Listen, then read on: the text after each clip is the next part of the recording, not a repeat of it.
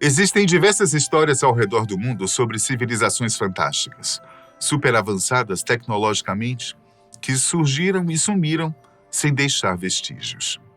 Algumas são mais famosas, fazendo parte de nosso imaginário, como a cidade de Atlântida.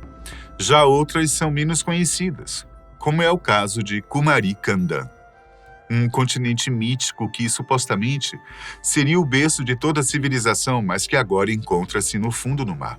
No vídeo de hoje você conhecerá toda a história por trás desse continente perdido. E verá também por que, durante muito tempo, sua existência foi aceita pela comunidade científica, mas que atualmente são poucos os que ainda acreditam nele.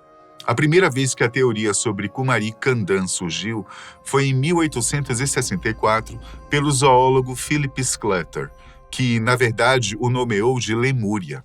Na época, ele observou algo bem inusitado.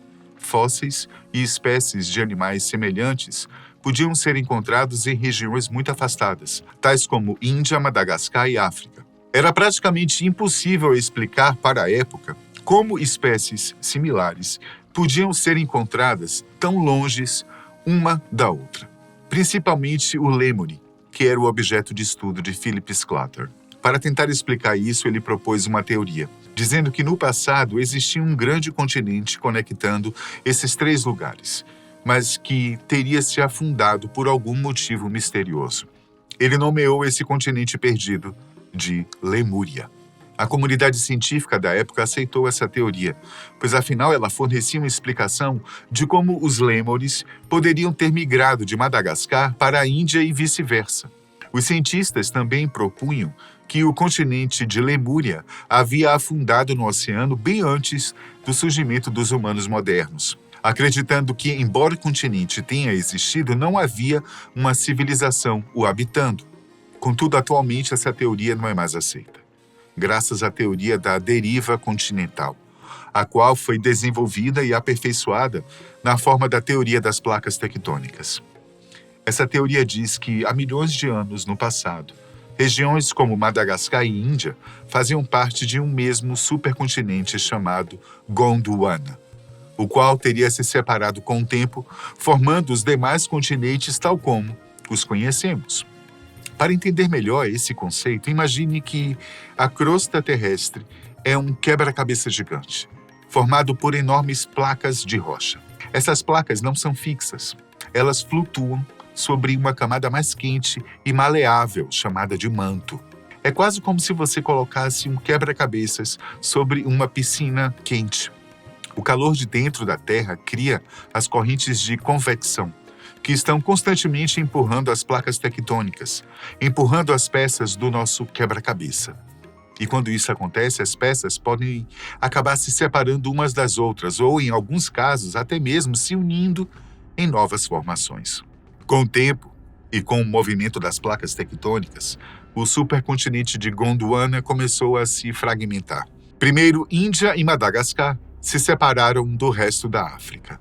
Depois, Madagascar se separou da Índia e a Austrália também se afastou, seguindo seu próprio caminho. Como resultado, animais que antes viviam juntos ficaram presos em diferentes pedaços de terra, onde cada um evoluiu à sua maneira, se adaptando ao próprio ambiente. Sendo assim, os fósseis e as semelhanças entre espécies que foram encontradas tão distantes umas das outras não precisam necessariamente terem feito parte de um continente perdido como Lemúria. A teoria mais aceita atualmente diz que eles faziam parte de um mesmo bloco de terra, o Gondwana. Mas como surgiu o mito de Kumari-Kandan, a civilização que desapareceu? É importante termos em mente que a teoria das placas tectônicas é relativamente recente, remontando ao século XX. Sendo assim, quando Philip Sclater propôs o continente perdido de Lemúria, sua ideia foi prontamente aceita não somente pela comunidade científica, mas também por grande parte da população indiana. Os relatos de Lemúria chegaram à Índia colonial justamente quando o país passava por um período no qual seus mitos e folclores estavam se misturando a fatos históricos, fazendo com que rapidamente eles aceitassem a existência de Lemúria, a comparando com a lendária Kumari-Kandan. A expressão Kumari-Kandan surgiu pela primeira vez no século XV, no Skanda Purana, uma coleção de textos religiosos hindus contendo mais de 81 mil versos. O texto descreve todo o modelo cosmológico do universo, do qual existem vários mundos, todos com diversos continentes e esses continentes com muitos reinos. Um desses reinos era governado por Paratã, o qual possuía 8 filhos e uma filha. Paratã dividiu seu reino em 9 partes, para distribuí-lo entre seus filhos e filha. Sua única filha, chamada Kumari, herdou o reino conhecido como Kumari Kandan. A história de Kumari Kandan não é considerada na Índia como apenas um mito. Ela carrega todo um sentimento nacionalista.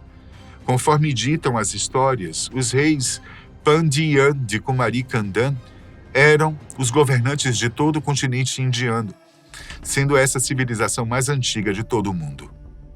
Embora não existam evidências científicas sobre Kumari Kandan, a dinastia Pandya realmente existiu. Eles tiveram um papel central na história do sul da Índia. Os reis Pandyan eram monarcas que governaram o sul da Índia por séculos, sendo conhecidos por patrocinar a literatura, a arte e a arquitetura, sendo os responsáveis por grandes construções como o templo de Menkshi. Segundo consta a tradição tâmil, os Pandyan teriam governado Kumari Kandan antes dela desaparecer em grandes enchentes. Conforme as histórias sobre a região, Kumari Kandan foi uma terra rica em cultura, sabedoria e conhecimento. As lendas mencionam todos os seus habitantes como grandes estudiosos e desenvolvidos intelectualmente, possuindo templos, bibliotecas e grandes centros de aprendizado. Seu conhecimento era tão vasto que suas tradições e ensinamentos influenciaram outras culturas no sul da Ásia, especialmente a civilização tâmil. Algumas histórias também o associam ao lugar de sabedoria sagrada, com seus moradores sendo profundamente conectados a práticas espirituais. O Monte Meru, uma montanha mítica central em várias tradições hindus que representa o eixo espiritual do mundo, supostamente estaria localizado em Kumari Kandan. Uma das referências mais significativas sobre o local está no poema épico Periya Puranam, um texto religioso do século XIII que descreve como Kumari Kandan foi afundada no mar, através de forças divinas que destruíram a terra devido ao orgulho de seus habitantes. Além da fala de uma grande cidade protegida pelos deuses, uma cidade povoada por sábios e filósofos. Mas no momento em que a arrogância humana cresceu, os deuses decidiram que era hora de destruir tudo. A ira divina dos deuses fez com que todo o continente afundasse no mar e, com ele, toda a sua civilização se perdeu. Certas lendas afirmam que, mesmo após a destruição, algumas pessoas conseguiram escapar do desastre, buscando refúgio em diversas áreas pela Índia.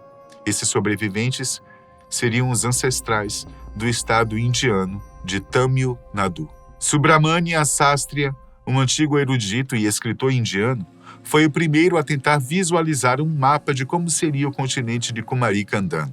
Seu mapa, feito em 1916, alguns anos depois da comunidade científica ter aceitado a existência do continente de Lemúria, ele era semelhante à atual Península Indiana e trazia uma ligação entre os continentes que, no passado, foram um só.